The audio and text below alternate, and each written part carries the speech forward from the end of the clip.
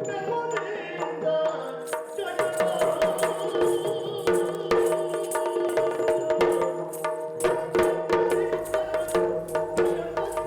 ಪಟೇಲ್ರೆ.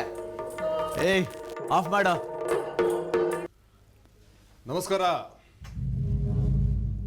ಸಂಪಿಗೆ ಹಳ್ಳಿ ಶಾಲೆ ಹೆಡ್ ಮೇಸ್ಟ್ರು ನಮಸ್ಕಾರ. ಏನ್ ಕತೆ? ನಿಮಗೂ ಗೊತ್ತಿಲ್ಲ ಎಂತ ನಡೀತು ಹೇಳಿ ಪಟೇಲ್ರೆ. ಎಲ್ಲ ಹಂಗೆ 6ಕ್ಕೆ ಏರ್ಲೂ ಇಲ್ಲ 3ಕ್ಕೆ ಇಳಿಲೂ ಇಲ್ಲ. 6ಕ್ಕೆ ಏರಿದ್ರು 3ಕ್ಕೆ ಇಳಿದ್ರು ಈ ಪಟೇಲನ್ಗೆ ಕಷ್ಟ.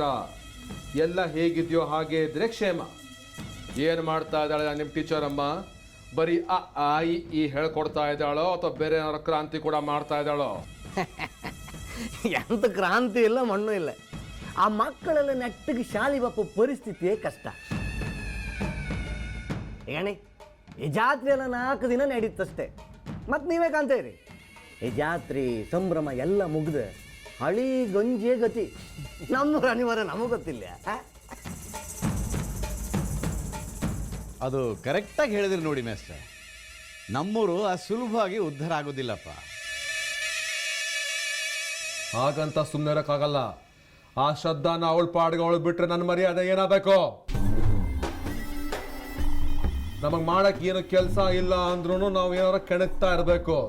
ನಾವೇನು ಅನ್ನೋದನ್ನ ಅವಳಿಗೆ ಅರ್ಥ ಮಾಡಿಸ್ಬೇಕು ಅಲ್ವೋ? ನಮ್ಗೆ ಯಾಕೆ ಸುಮ್ಮನೆ ಬೇಕು ಹೇಳು?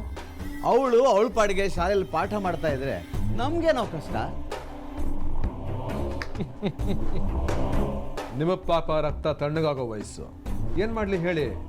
ಆದ್ರೆ ನಂದಾಗಲ್ವೇ, ತಲೆ ಕೂದಲು ಬೆಳಿಗಾದ್ರೂ ಕೂಡ ರಕ್ತ ಇನ್ನ ಕುದಿತಾನೆ ಇದೆ. ಅದು ಅಲ್ಲದೆ ನನ್ನ ಎದುರು ನಿಂತು ಮಾತಾಡೋದನ್ನ ಸುಲಭ ಮರೆಯೋಕ್ಕಾಗಲ್ವಲ್ಲ. ಏಯ್ ಕೃಷ್ಣ ಅಣ್ಣ, ಹೋಗಿ ನಮ್ಮ ಕೆಲಸದವ್ರನ್ನ ಮಾತಾಡ್ಸು. ನಮ್ಮ ಮಕ್ಕಳಲ್ಲಿ ಅದೆಷ್ಟು ಜನ ಮಕ್ಕಳನ್ನ ಶಾಲೆಗೆ ಕಳಿಸ್ತಾರೆ ಅಂತ ಕೇಳು. ಅವ್ರಿಗೆಲ್ಲ ಎಚ್ಚರಿಕೆ ಕೊಡು. ನಾಳೆಯಿಂದ ಶಾಲೆಗೆ ಯಾರು ಹೋಗೋವಾಗಿಲ್ಲ. ಹೋದ್ರೆ ಈ ಪಟೇಲ ಸನ್ಮಾನ ಮಾಡಿ ಗೌರವ ಸಲ್ಲಿಸ್ತಾನೆ ಅಂತ ಹೇಳು. ಅರ್ಥ ಆಯ್ತಾ? ಸರಿ ಅಣ್ಣ, ಈಗಲೇ ಹೋಗಿ ಹೇಳ್ತೀನಿ. 1 ನಿಮಿಷ. ನನ್ನ ಸನ್ಮಾನ ಸ್ವೀಕರಿಸಿದ ಮೇಲೆ ಅವ್ರಿಗೆಲ್ಲ ಅನ್ನ ನೀರು ಗತಿರಲ್ಲ ಅಂತ ನೆನಪು ಮಾಡು. ಗೊತ್ತಾಯ್ತಾ? ಸರಿ ಅಣ್ಣ, ಗೊತ್ತಾಯ್ತು.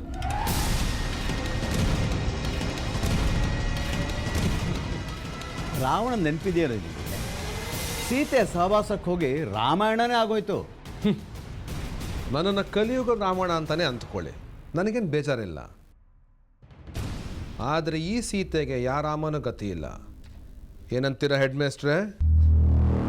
ಅದೇನೋ ಸಮ, ನೀವು ಮನಸ್ಸು ಮಾಡಿದ್ರೆ ಎಂತ ಬೇಕಾದ್ರೂ ಮಾಡ್ಲಕ್ಕಪ್ಪ. ಆದರೆ ನೀವು ಅವಳನ್ನ ಇಷ್ಟು ದಿವಸ ಇಪ್ಪಕ್ಕೆ ಬಿಟ್ಟದ್ದೇ ನಂಗೆ ಆಶ್ಚರ್ಯ ಆಗ್ತೈತೆ. ಮೊದಲು ನಾವು ಹಾಗೆ. ಆದರೆ ಒಂದು ಸಲ ಏಟ್ ಬೀಳಕ್ಕೆ ಶುರು ಆದಮೇಲೆ ಹೇಗೆ ಬೀಳ್ತಾ ಇದೆ, ಎಲ್ಲಿಂದ ಬೀಳ್ತಾ ಇದೆ ಅನ್ನೋದು ಗೊತ್ತೇ ಆಗಲ್ಲ. ಸುಮ್ಮನೆ ಇದ್ರೆ ಸಮುದ್ರ, ರೊಚ್ಚಿಗೆದ್ರೆ ರೌರವ ನರ್ಕ, ಸುನಾಮಿ.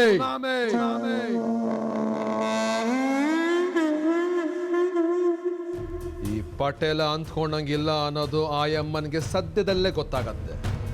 ನೋಡ್ತಾ ಇರೇ.